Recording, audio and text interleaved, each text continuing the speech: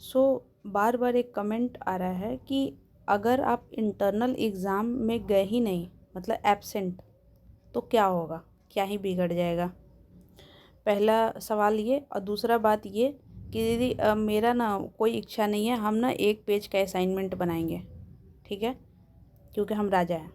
अब राजा यहाँ पे मेल फीमेल का बात नहीं है, राजा मतलब कि हम अपने मनमानी हैं। तो देखिए, दो सवाल का हम जवाब इसमें देते हैं। पहला ये कि आपको पता है कि 70 नंबर का थ्योरी प्लस 30 नंबर का, अब इसको internal exam, mid term exam जो भी कह लीजिए, ठीक, ये तो एग्ज़ाम आपको दूसरे कॉलेज में जाकर सब एग्ज़ाम वगैरह देना है। जो 30 नंबर का एग्ज़ाम है, जिसको इंटरनल एग्ज़ाम कहते हैं या मिड टर्म एग्ज़ाम कहते हैं, उस 30 नंबर में अगर कोई स्टूडेंट, फिर से बता रहे हैं इसलिए इसको अलग बताए हैं, अगर कोई स्टूडेंट फेल होने का सोच भी लिया या एब्सेंट होने का, तो याद रखना कि 30 नंबर इसमें तो आप फेल या एब्सेंट हुए ना, तो 70 नंबर वाला भी नेक्स्ट टाइम में एग्ज़ाम देना पड़ेगा। अगर इसमें कोई बच्चा पास भी हो गया फिर भी एग्ज़ाम देना पड़ेगा। दोनों में 45%, इसमें अलग पास होना है 45% से, और इसमें अलग पास होना है 45% से। और ये इसका हम वीडियो ही बनाए हैं कि इस मतलब पहले ही बताए हैं। इसीलिए कोई भी स्टूडेंट एब्सेंट नहीं करेगा, चाहे आप यूजी के हों, पीजी के हों, किसी के भी हों, ठीक, अपना जाकर एग्ज़ाम देना है, क्योंकि जितना ये ज़रूरी है उतना ही ये भी, इसमें भी मार्क्स लाना ज़रूरी है। समझ में आया?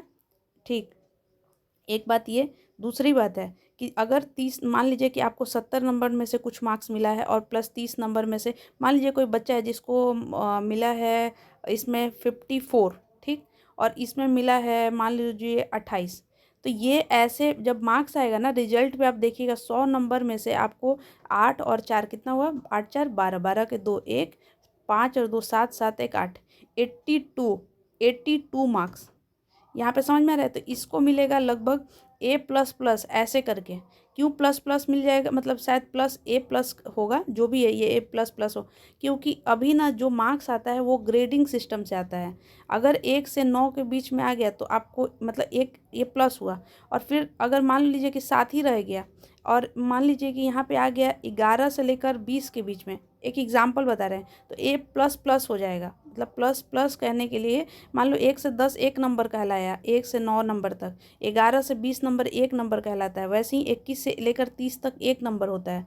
अब मान लो कि कोई बच्चा है 79 लाया, वो ये 71 लाया, दोनों बराबर है ग्रेड के अनुसार जैसा अभी नंबर आता है। और मान लीजिए कि हो सकता है कि आपको आ रहा था 79 और आपको इंटरनल मार्क्स में थोड़ा और ज़्यादा मिला है, 2 नंबर एक्स्ट्रा ही, तो आपका नंबर कितना हो गया, 9 10 11 1 और 7 1 8, 81 आपको प्लस प्लस नंबर जुड़ जाएगा।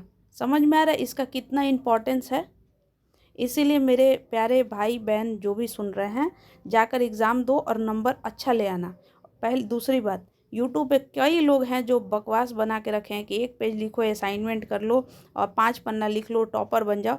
तुम याद रख लेना, फेल होने से बच जाओ और उनसे सुनो। पहले भी बताए हैं कि आप एक चैनल को फॉलो करिए जिसमें सच में पढ़ाई वढ़ाई करके अच्छा मार्क्स वार्क्स लाया है कोई, और मतलब वो सच में ऐसे इतने स्टूडेंट को गाइड वगैरह किया गया है, कोई भी हो। और एक बात याद रखिएगा, कोई भी चैनल, आपको छोटे बच्चे नहीं हैं, अगर हम मूर्ख बना रहे हैं अनसब्सक्राइब करिए, कोई और मूर्ख बना रहा है अनसब्सक्राइब करिए। दिन भर यूट्यूब देखने के लिए नहीं बैठे हैं, ठीक। तो असाइनमेंट का मतलब एक सवाल अगर मिला है तो कम से कम उसको 3 से 4 पन्ना में अच्छे से लिखिए। लिखना सिखाया गया है, फ्लो चार्ट बनाना, इंट्रोडक्शन लिखना, कंक्लूजन लिखना, ये नहीं कि चोरी करना। और प्लीज़ यार प्लीज़, एक डिग्निटी के साथ एग्ज़ाम दो। मोबाइल से चोरी करना, गेस पेपर ले जाना बंद करो ये सब, ठीक है। So thank you. और अपने सारे दोस्तों को बोल दीजिएगा, शेयर करना है शेयर करिए, नहीं करना है मत करिए, बट किसी के थ्रू बोल दीजिएगा कि भाई या मेरी बहन एग्ज़ाम देने ज़रूर जाना, इंटरनल भी, ठीक है। Thank you.